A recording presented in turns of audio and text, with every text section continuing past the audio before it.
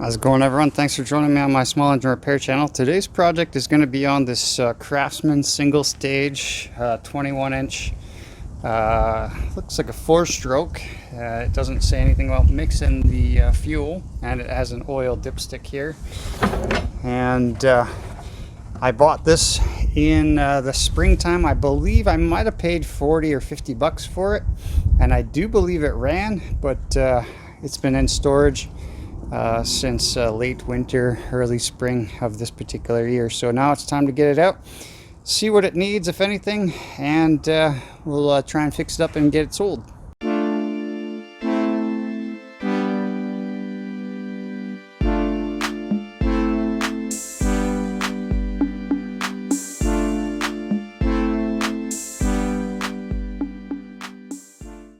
Alright, so the first thing I'd like to do is a bit of a function test to confirm whether or not it runs or not. I can't remember.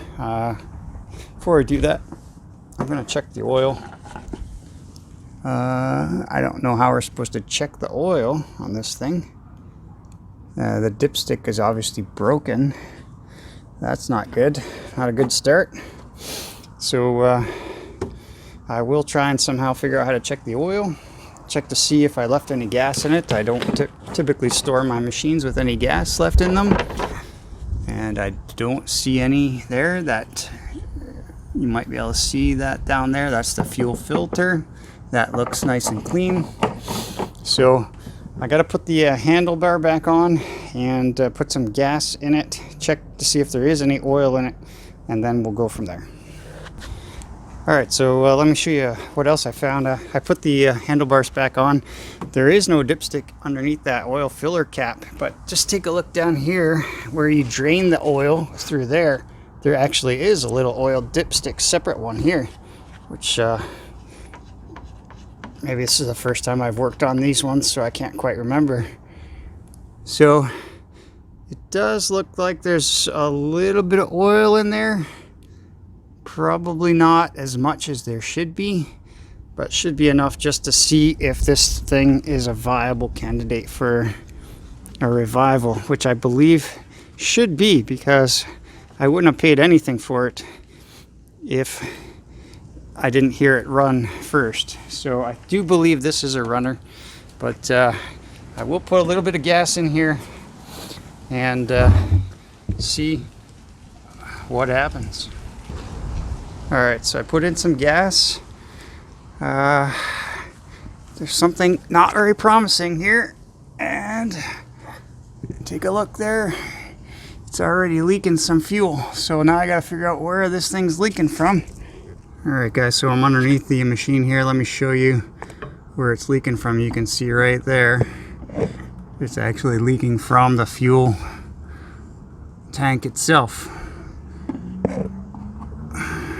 Right there. So that's one thing we're gonna have to figure out what's going on there, and before I do that, I'm gonna try and get it started though. Right, I'm gonna test the electric start on this thing.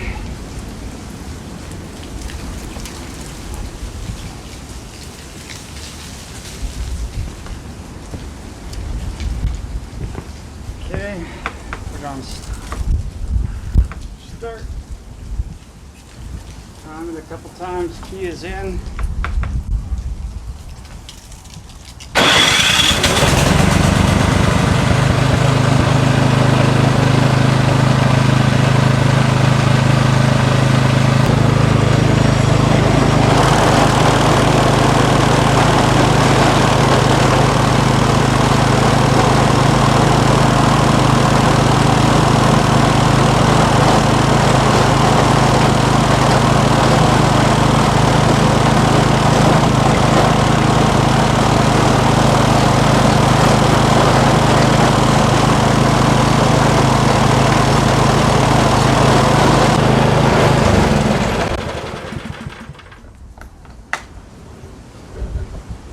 Alright, so it ran, it started, it ran pretty good.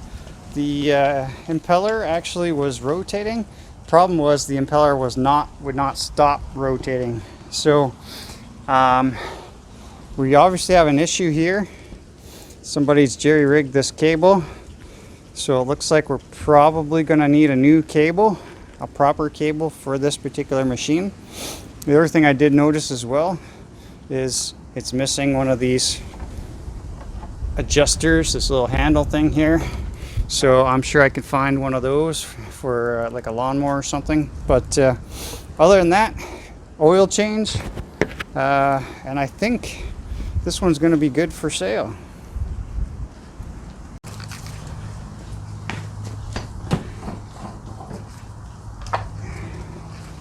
Let's see if I can get some of this fuel out.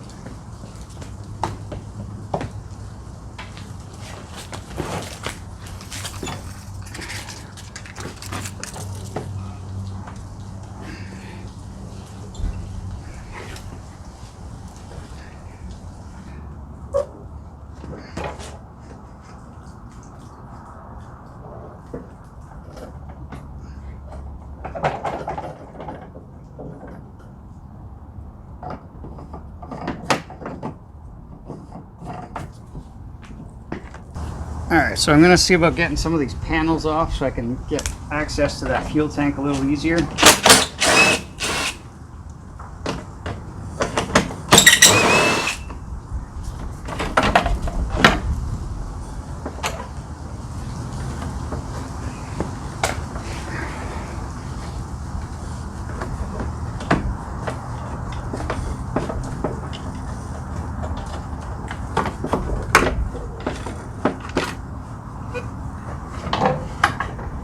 Okay, so this fuel tank is held in, it looks like, just by these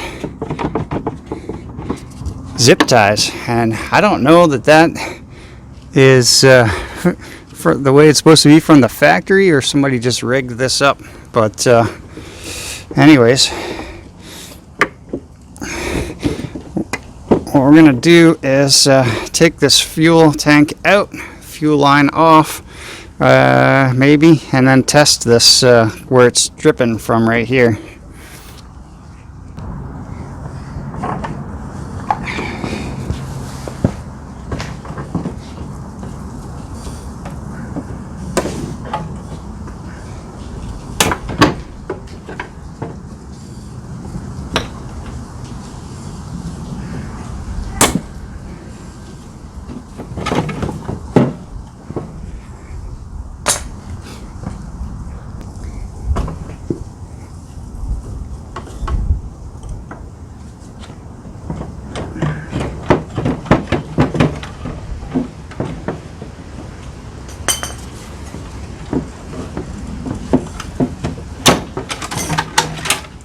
Alright guys, so fuel tank is out. Time to take a look at this, see if we can't figure out why it's leaking. Alright, I got you back up on my bench here now. First thing I'm going to do is just trying to wipe this and get it as dry as possible to start out with for the troubleshooting phase here. I mean, this fitting does look pretty rusty, so I wonder if it's, I'm thinking it's got to be leaking from here or from here, not necessarily from where it meets the fuel line. But I'll get this cleaned up as best I can. I'm going to fill this with water instead for troubleshooting and see if I can't figure out where exactly, pinpoint exactly where this is leaking. See, I keep wiping it down right here at this grommet.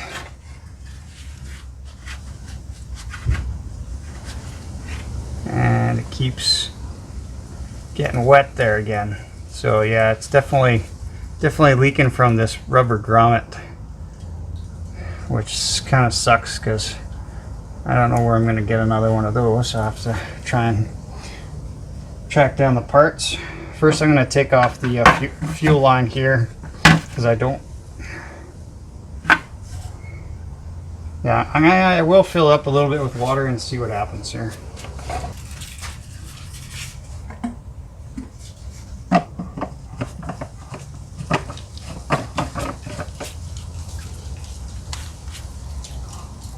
All right, so hopefully you can see that it is dripping right here from that grommet, between the grommet and the tank. It's definitely leaking. So that confirms where we thought it was leaking. So now we're going to try and take it apart and see if there's maybe some crud, or sometimes taking it apart, you know, lubing everything up, putting it back together. Sometimes that works.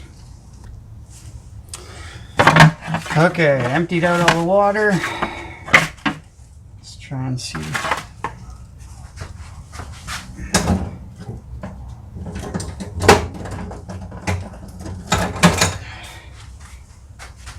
Get this fuel line off.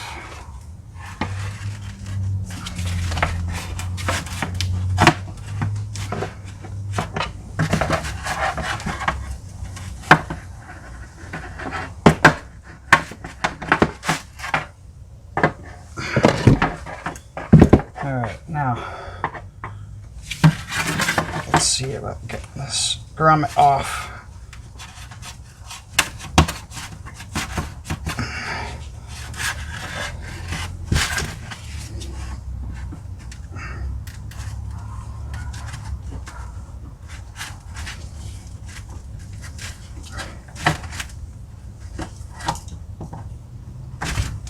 I don't really want to wreck the grommet in case it is still salvageable.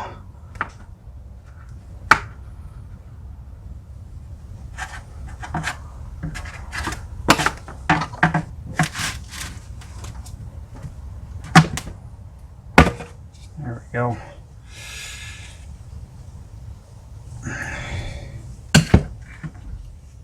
All right, now I don't know if you can see this on the camera.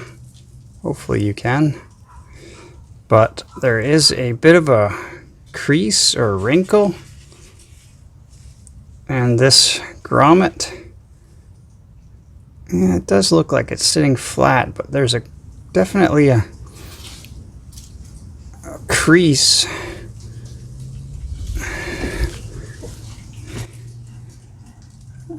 Right there, you can see that crease. So this grommet is probably not any good.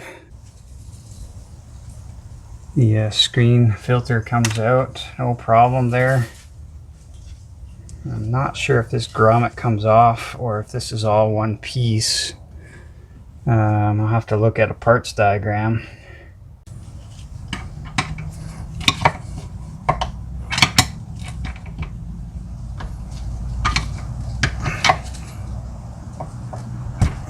Alright, so it does look like you can just replace this rubber grommet. It's going to be a specialty part though. You're not going to be able to just go to your hardware store and probably pick up one that's exactly this dimension, this size. But you can see it's definitely deformed.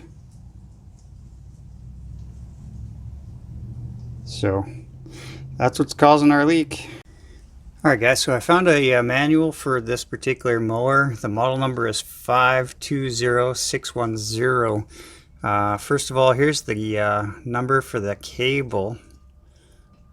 There's the replacement cable there, 434806. If I keep going, I'm looking for just the rubber grommet on the tank, but of course that ain't gonna happen, because guess what? They don't have the grommet separate. They do have, I learned, 2 nylon straps, which nylon ties or zip ties. So that is OEM. That's how they made it. So they're really cheaping out on stuff nowadays. Could have been a nice metal bracket or something, but yeah, so you got to get the whole tank, it looks like. I'm going to do a little more research, but the part number for the tank, 434880, and I'm scared to see what that costs to replace. Alright, so next thing I want to tackle is this this cable. So I'm going to disconnect this cable up here. Down here, to get access to the cable, you're going to have to take off this panel. So there's looks like 1, 2, 3, and 4 3/8 bolts.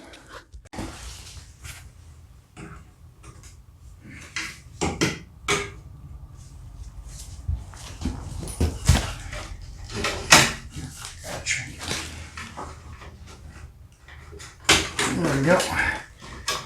And it is just that easy.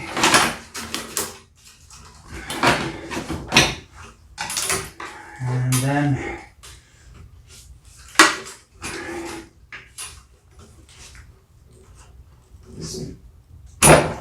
pull this guy off, and just gotta break these.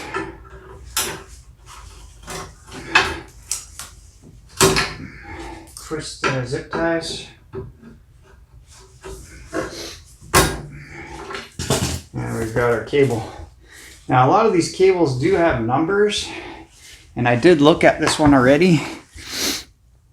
This one you can see it has a number 434806. I did look that up in Google, and can't really find the proper replacement for this. I'm gonna keep looking, but so hopefully I can find a new one of these guys.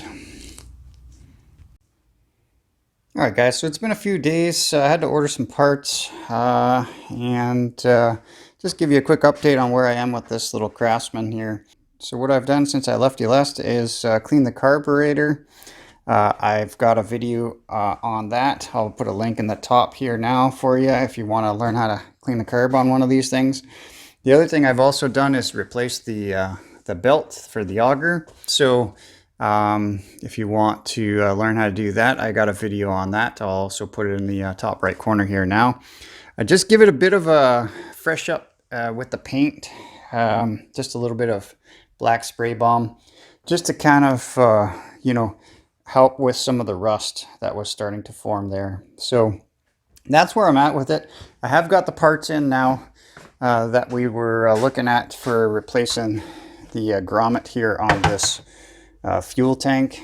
So let's see, here's the old assembly here set up, and we determined that this grommet was bad and it was leaking the fuel. So after tons of searching, trying to find stuff for Craftsman these days is just ridiculous. Turns out that and hopefully this is correct, I mean it looks right, but I found a fuel tank bushing for it's got a Toro part number, which is I believe MTD. So there's a fuel tank bushing. I got it from Sten's Aftermarket here, and this looks pretty much identical. So we're going to take it out and take a look. But in addition to that, I also found again at Sten's a new fuel valve or inlet, or whatever, what do they call this here? Elbow fitting, 1/4 inch inside diameter. And again, I believe that looks to be the right one. But this again is not a Craftsman or Husqvarna or Poulan Pro. I don't believe. I think it's MTD as well. So they don't give you an MTD number, so maybe it's just a generic elbow for small engine repair stuff. So what we're going to do is we're going to take a little screen fuel filter out, and we're going to assemble this thing and put it back onto our fuel tank and see if this leaks.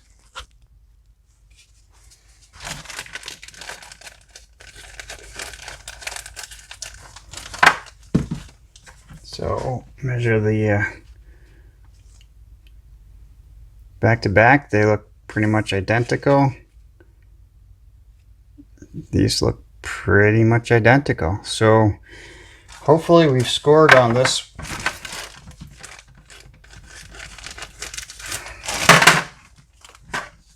And once again,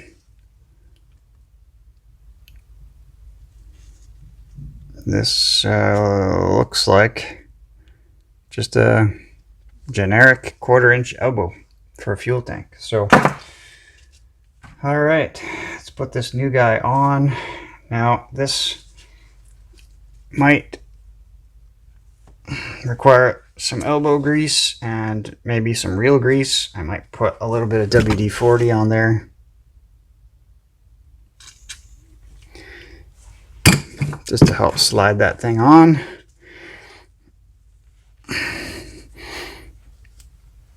Of course, as soon as you do that, it puts lube everywhere, so that's good.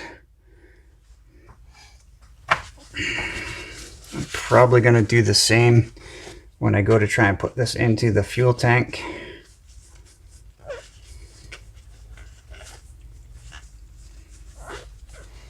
We'll see how hard it is to get in. I'm going to put my fuel filter back in there.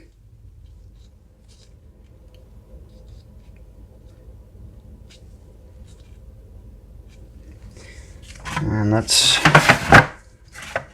actually, you know what? I'm just going to preemptively put a little bit on there. Yeah, no such thing as a little in the WD-40 world, I guess.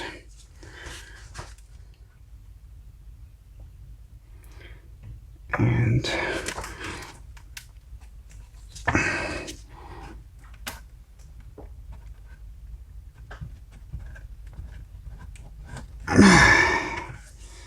so this is probably going to be the most difficult part. I got to try and remember which way this goes too, because, well, once I get it in, it should be able to rotate probably, but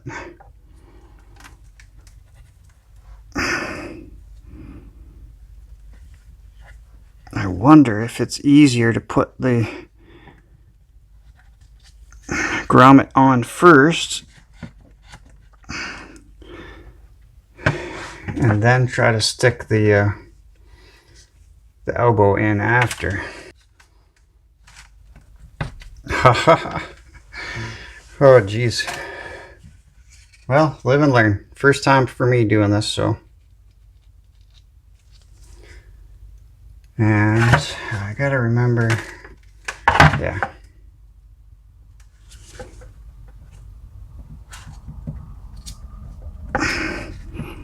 Oh, easy peasy. All right. But let's see. The $1,000,000 question is it gonna leak? So let me see if this will fit on here.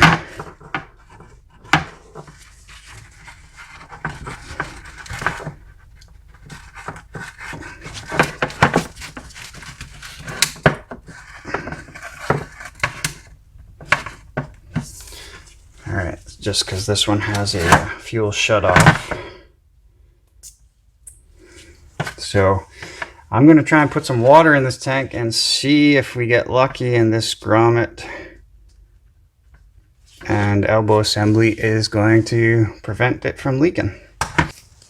Alright guys, so I've got this thing about half filled up with water. You can kind of see the water sloshing around in there. And so far so good. I don't see any drips. So I'm going to leave this set up here for, I don't know, yeah, maybe 10, 15, 20 minutes. I might go in for lunch, come back out, and we'll see if this thing's thing's all fixed up and we can reinstall it.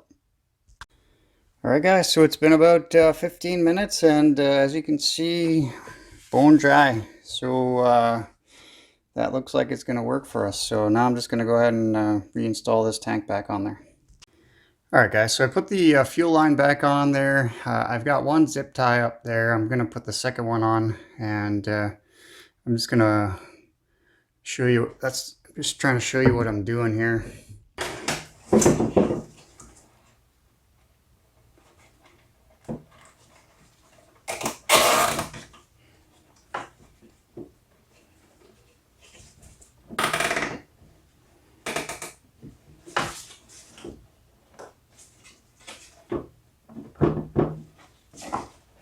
Still think this is such a rinky-dink setup here for this fuel tank.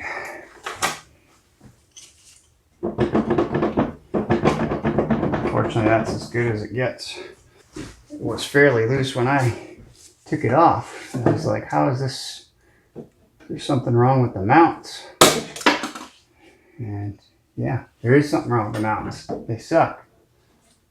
Just to save a few bucks, of course. So I just need to get a fuel clamp for this guy.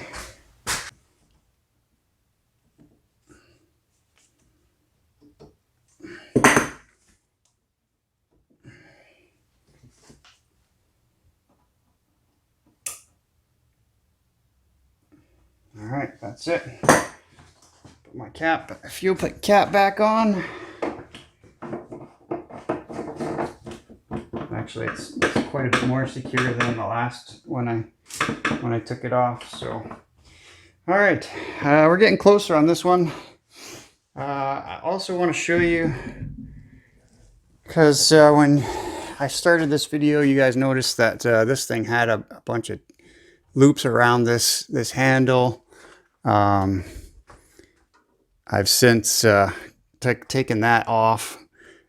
This is also busted, but it still does engage. When I pull the handle, it still engages the idler, the tensioner. But to do that, what I had to do, as you can see here, full disclosure, I've actually tied a bit of a knot in that cable. Now, of course, that's not the proper way to do this. And I'm only doing it for testing purposes, because to get another cable is another like 25 bucks, something like that. So if this ends up working with this cable the way it is, and everything checks out okay, and it runs fine, then I think what I'm going to do is I'll replace the cable. All right.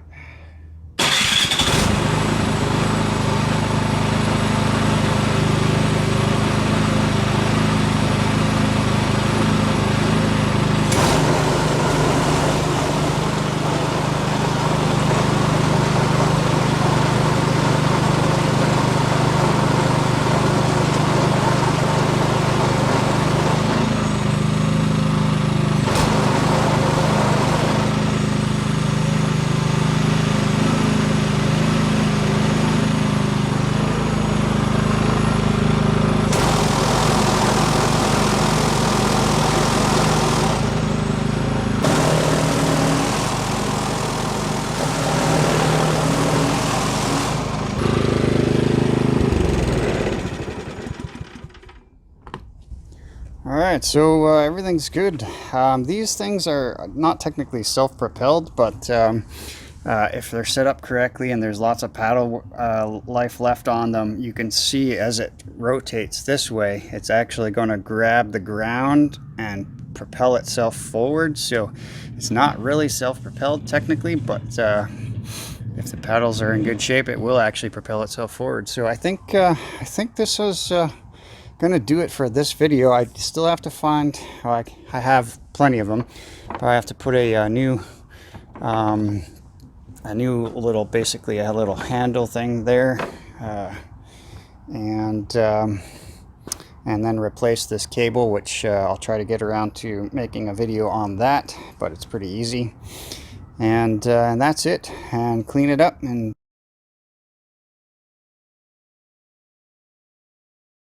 hopefully this one was enjoyable for you guys. If you learned something or you liked the video, please show me a little love and smash the like button down below. And if you're not already a subscriber and you like this kind of stuff, please consider doing that as well. That really helps me out. So until our next project, guys, take care.